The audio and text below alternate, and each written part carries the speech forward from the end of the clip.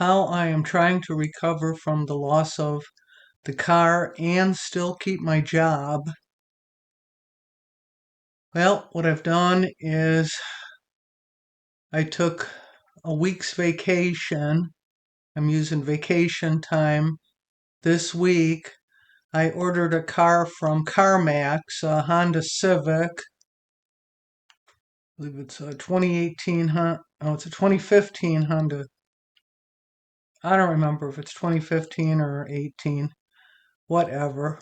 I'm still waiting for it. It had to be shipped in from their dealership in Oak Lawn to Tinley Park. And it's been a couple days now. They've shipped it in. They're doing some pre-prepping it before my test drive. But I'm nervous as a cat, just waiting, hoping that I'm going to get that call to come in, because if the test drive goes well, I'm buying the car on the spot. And from my previous experience, there might be a few snafus along the way. The last time the car battery dropped dead and the CD player wasn't working correctly, so I had to take it in for a few repairs.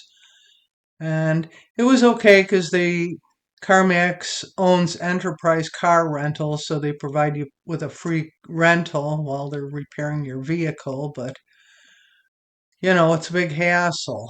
It's still a big hassle. So I would prefer it if today is the day I'm supposed to get the call to come in for the test drive. This is the last day of the window of when they're supposed to call me in. So hopefully they're going to call me in today and I'm going to buy the car and everything's going to go well, because I want to have this car. I have to go back to work on Friday. Today is Saturday. So I want to get that car in my possession at least a couple days before I have to go back to work, so that if there's any snafus that come up, I can get them straightened out. As God forbid, I'm unable to get to and from work. So if I can't get to and from work, I can't, I can't keep this job.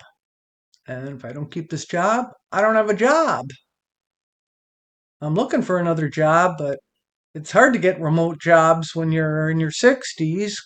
People think, oh, she's not tech savvy. Oh, God, I have worked so hard to try to keep up with everything. It's ridiculous. I'm very tech savvy.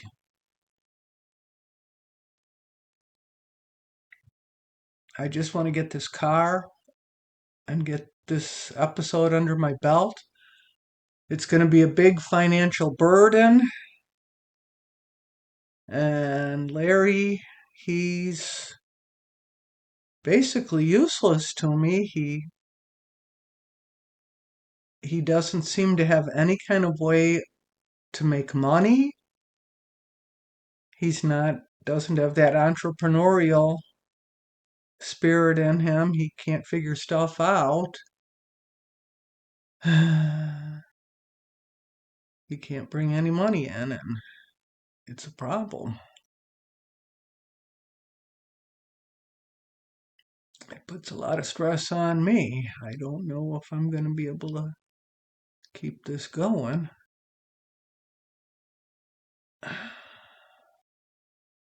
All I know is I got to be able to get to work to keep the job. The job is 17 and a half miles away each way, 40-minute drive. I was so happy with the other car. It was such a comfortable ride. It was, somewhat of a pleasure to drive to and from work, make that 40-minute drive each way, 80 minutes a day. I don't know how this new car will be. It's going to be smaller. Honda Civic is definitely smaller than a Toyota Camry. Hopefully get much better gas mileage, so that'll help.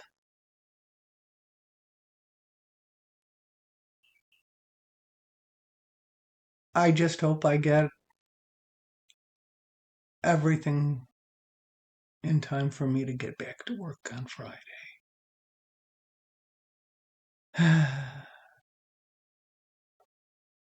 But yeah, I don't think I'm going to be able to let him drive the car anymore because something's going on with him.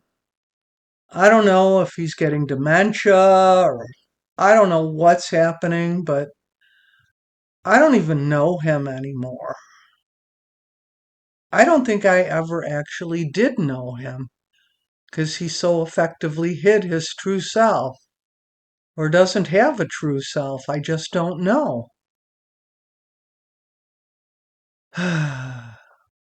It's really scared to be 66 years old and to have your whole life completely just collapse on you.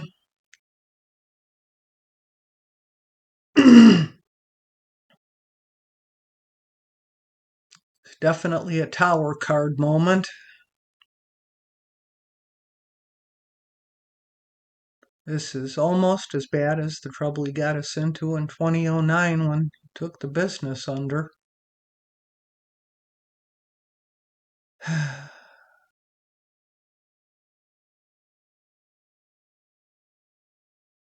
It wasn't really until then that I started to even realize that he was the problem, as his parents were,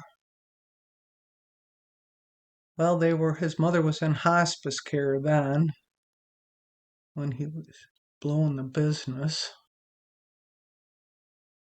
So I don't know. Apparently he was so dependent on his mother that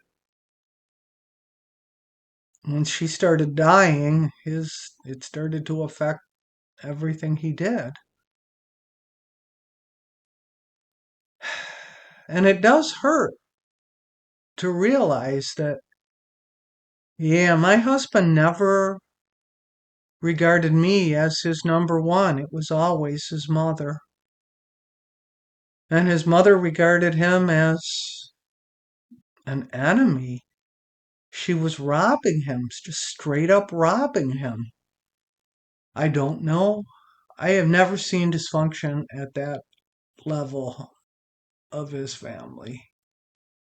I mean, my family was dysfunctional, but wow, we never thought about this the cruelty that his family inflicts.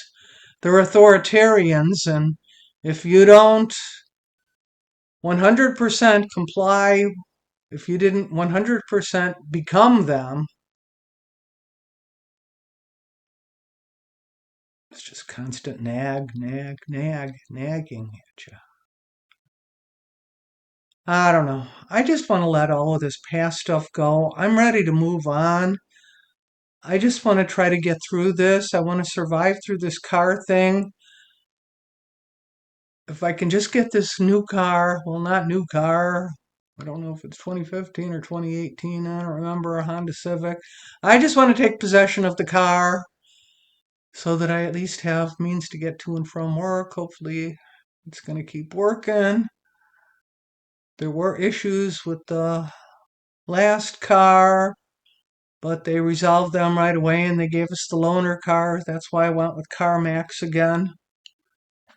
The first experience was pretty good, except for, well, they really drag things out. They sure do. Please, Carmax, call me. Today is supposed to be the last day. You're supposed to call me today so I can get in there, test drive the car, and I'll buy it. Assuming the test drive goes well, I'll buy it. So that's where I'm at right now. I'm just waiting and worrying. I'm just waiting.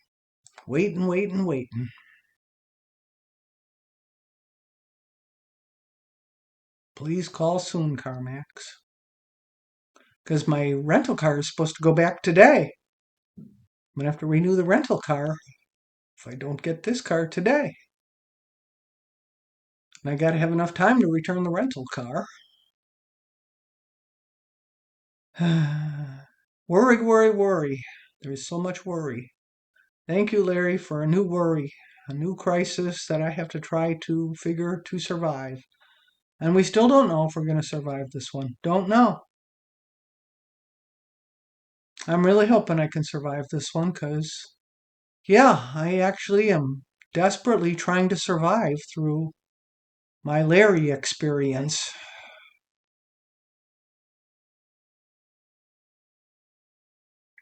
Well, that's all for now. I'll keep you posted.